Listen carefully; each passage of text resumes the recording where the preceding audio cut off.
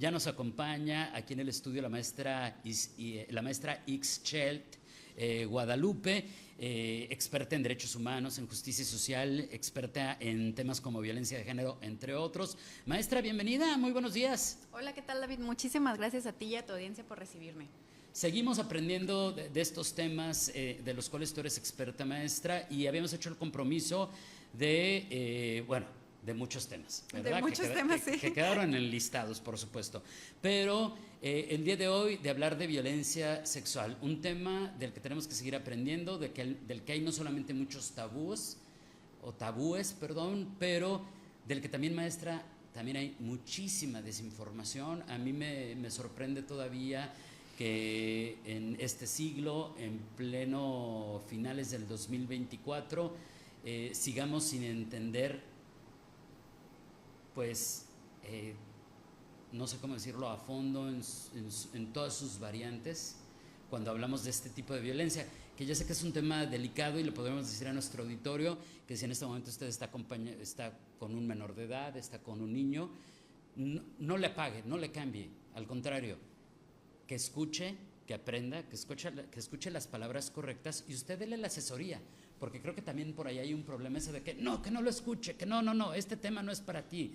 Yo le diría, híjole, la maestra es la experta, pero yo casi puedo apostar que es algo que también desde chiquitos deberemos de aprender en sus correctas palabras.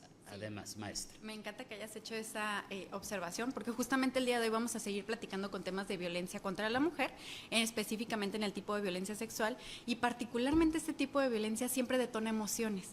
Entonces, sí, hay que ser bien cuidadosos con el cómo se manifiesta esta información, y me parece que en este espacio lo vamos a hacer siempre desde una mirada muy segura, muy cuidadosa. Entonces, claro que pudieran estar aquí niñas y niñas, pero por supuesto responsabilidad de las personas adultas también acompañarles, ¿no? Acuerparles, como decimos las feministas, para que estos sean espacios seguros de reflexión sobre todo.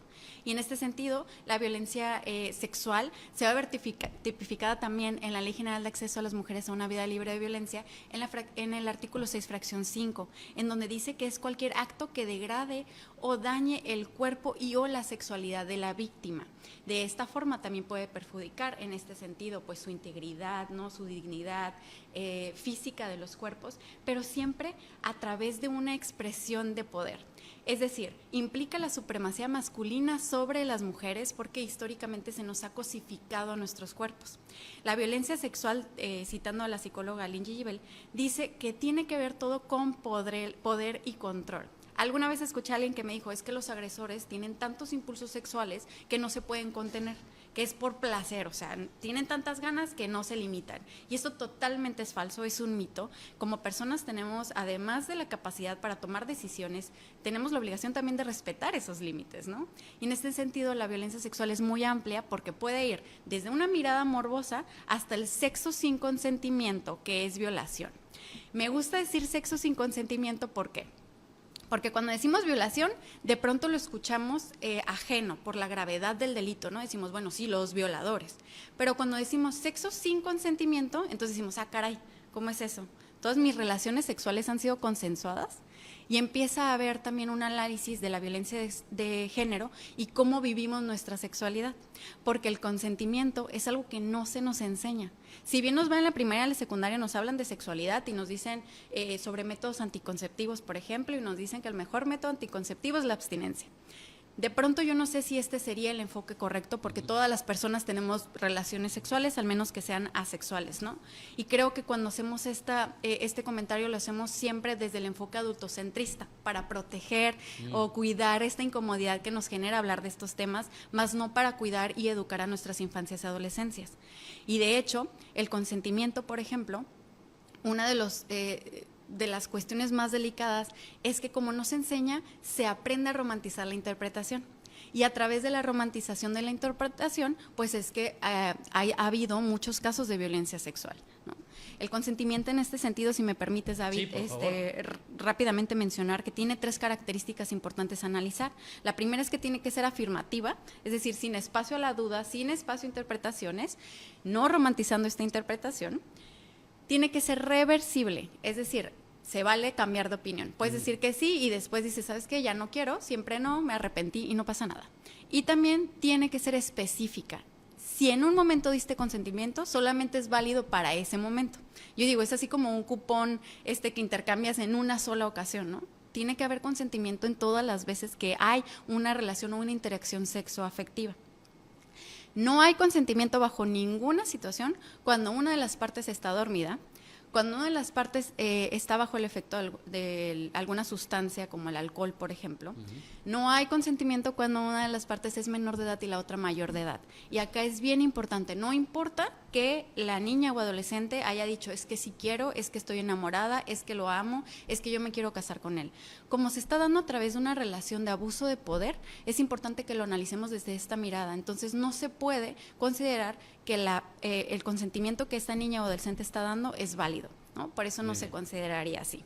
Y esto tengo entendido, y por favor, maestra, corrígeme en caso de que lo esté diciendo de manera errónea, esto es independiente de el tipo de relación que tú tengas establecida, es decir, no importa si, como se dice coloquialmente, estás saliendo, o si ya son novios formales, o incluso si ya están casados, porque en el tema de ya estamos casados, creo que se dan muchas cosas. Incluso recuerdo el caso de una mujer que, estando casada, denuncia por violencia sexual a su esposo porque dice, oye, pues resulta que yo estaba inconsciente por X situación y pasó tal cosa, y pues sí será mi esposo, pero yo no le dije que sí, y pues básicamente, y en el mundo machista, básicamente hubo una violación, y en el mundo machista decían, pero pues tú eres la esposa, ¿cómo? O sea, no te puede violar porque tú eres la esposa. Y creo que de ahí es de ese tipo de situaciones que además yo creo que habría 1000 anécdotas que poner sobre la mesa como estas.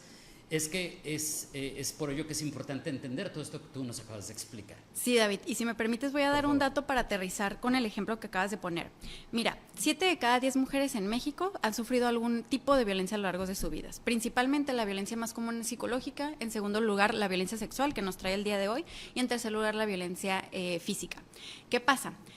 También en un ejercicio retomado de la psicóloga que acabo de citar, esta estadística no contempla a la mujer, vaya a decir, con estas características, que de pronto está tan normalizada esta situación que dice, es normal que mi esposo me despierte para tener relaciones sexuales, es normal que se quiten el condón cuando estoy teniendo sexo sin mi consentimiento. Eso es más bien, todo esto como se estaba platicando además es penal. Es penal, así es, está en el Código Penal, pero además es violencia sexual, ¿no?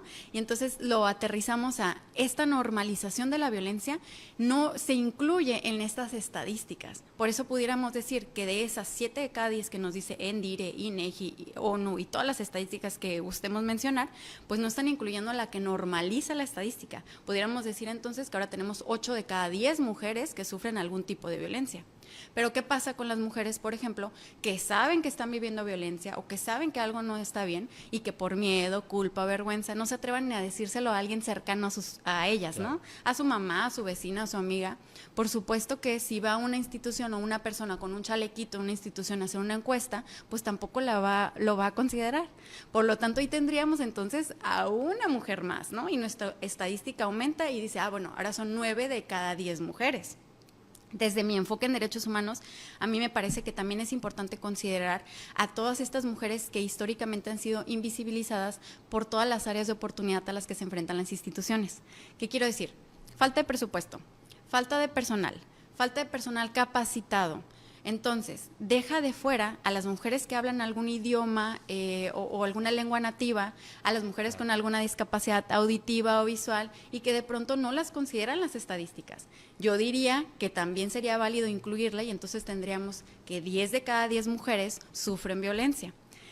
Cuando hago estos ejercicios, normalmente visuales, en clase o en algún taller, si estoy con puras mujeres, las mujeres rápido me entienden, ¿no? Empatizan y dicen, pues sí, sí es cierto.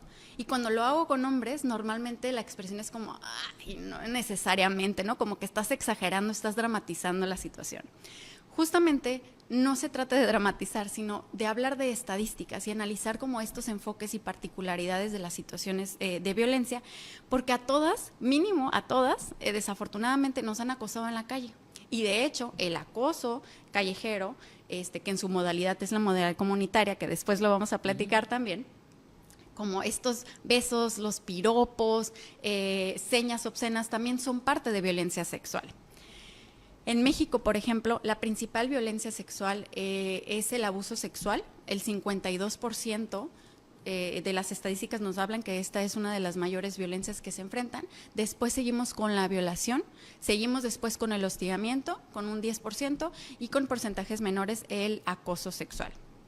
Acá quiero hacer una diferencia entre hostigamiento y acoso sexual. ¿Por qué? Porque es importante analizarlo, ya que el hostigamiento todo tiene que ver con un nivel de jerarquía. Por ejemplo, si es un psicólogo con su paciente, si es tu profesor con una alumna, si es tu jefe con la subordinada, entonces estamos hablando ante casos de hostigamiento. Si fuese entre iguales, jerárquicamente, por organigrama, no me refiero en sentido humano, por supuesto, sí, claro. Tu compañero de trabajo con una compañera de trabajo, ¿no? Un alumno con una alumna. Entonces estamos hablando de acoso. En la calle, como no hay jerárquica, no hay una organigrama vaya, si una persona te lanza un piropo, entonces estamos hablando de acoso. Porque técnicamente estamos en una situación de igualdad. ¿Esas serían las modalidades cuando hablamos de violencia sexual o serían como tipos? Estos son algunos ejemplos. La ley nos habla de tipos y modalidades, y los tipos, por ejemplo, son sexual, económico, patrimonial, psicológica, física y vicaria. Y el día de hoy estamos hablando de ejemplos dentro de los tipos de la violencia sexual. Las modalidades son los ámbitos o los lugares en donde se desarrollan estos tipos de violencia, estas formas. ¿En dónde se pueden desarrollar? En la comunidad, como el acoso callejero, en la escuela, en el trabajo, pero también está la violencia obstétrica, los medios de comunicación, David, que era lo que platicábamos un poquito, sí, claro. ¿no? Estos son los lugares o ámbitos en donde se pueden dar estas formas y tipos de violencia. Y la violencia sexual, desafortunadamente, también se da en todos estos ámbitos. Claro, y como decíamos hace ratito, digo, finalmente esto no solamente queda en el ámbito de la ética, de la moral, de los derechos humanos, sino también están en el Código Penal y están tipificados y están incluso clasificados. Por eso de repente pues tenemos este asunto pues por ejemplo, digo, penalmente utilizan términos como violación propia, violación impropia y todo es que es una gama muy importante de acciones que representan violencia sexual, que muchos ni siquiera tenemos conciencia de todo ello, que era parte de lo que nos llevaba a hablar de este tema. Sí, pero si me permites voy a hacer una reflexión personalísima por y favor. Espero no me linchen, ¿no? Por eso, pero fíjate, de pronto a mí me pareciese que el abuso sexual y la violación causan el mismo daño al cuerpo y a la salud física, vaya, y a la salud mental de las víctimas.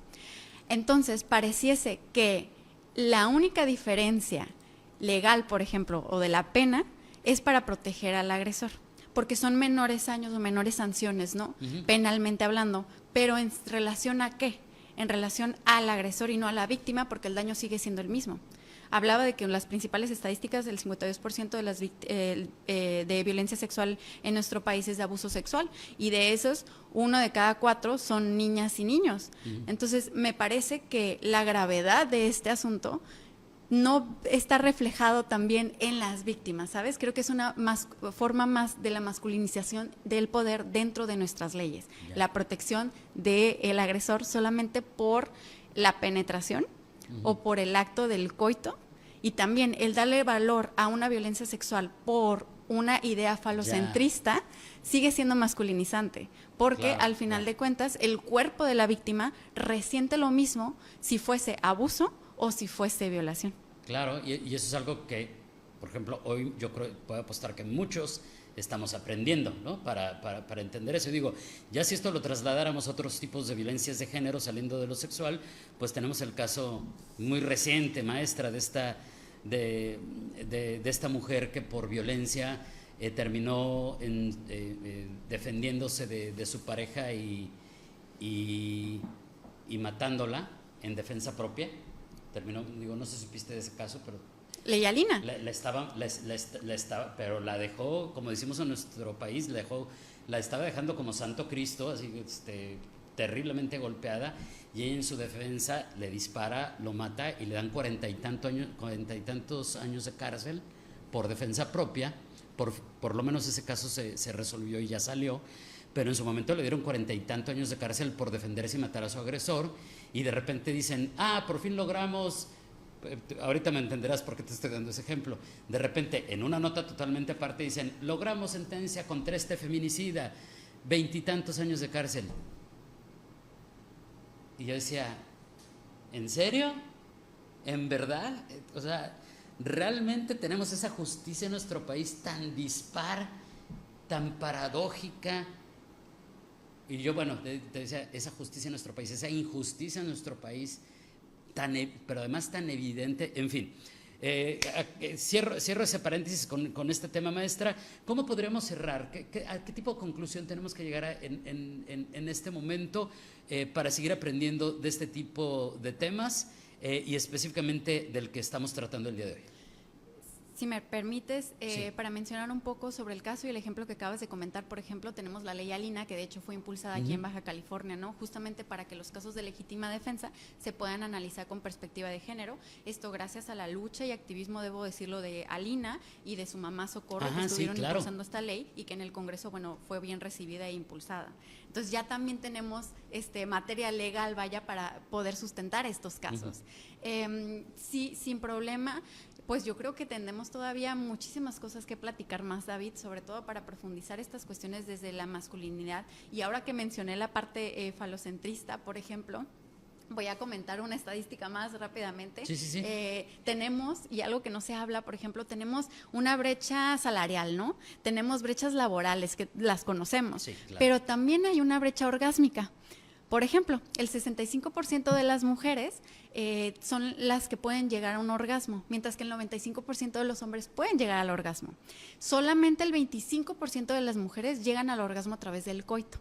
Y esto me lo recordé porque justamente a través de esas miradas falocentristas o masculinas también estamos obstaculizando derechos sexuales y reproductivos, como el derecho al placer, ¿no? Entonces me parece que son datos importantes a analizar porque, como lo mencioné al principio, la violencia de género está vinculada con el cómo expresamos nuestra sexualidad. Y a partir de cómo expresamos nuestra sexualidad y nos educamos en ella, también tenemos el poder de cambiar estas situaciones de violencia sexual, que son lo que nos trae el día de hoy a platicar. Como conclusión, David, pues nada más hay que ponernos estas gafas violetas que con gusto y para dejarles con ganas, platicamos también la próxima vez, si el tiempo me lo permite, sobre la historia de por qué utilizamos el color violeta en esta mirada, pero es a través de esta perspectiva de género, de esta construcción, de esta mirada que podemos erradicar la violencia. Perfecto. Y también vamos desarrollando temas de preguntas del público que hoy ya no vamos a alcanzar a responder. Por ejemplo, una de tantas es, buenos días, en los casos donde se abusa de un hombre, ¿qué se podría comentar? Con mucho gusto nos los llevamos de tarea y desarrollamos el tema en su debida perspectiva y con el tiempo adecuado. Maestra, como siempre, muchísimas gracias. Entonces, por aquí nos vemos muy pronto. Mientras tanto, que tengas un excelente fin de semana. Buenos días. Igualmente, excelente fin de semana para ti, David, y tu audiencia. Hasta luego. Gracias. Es la maestra Ixchel Guadalupe.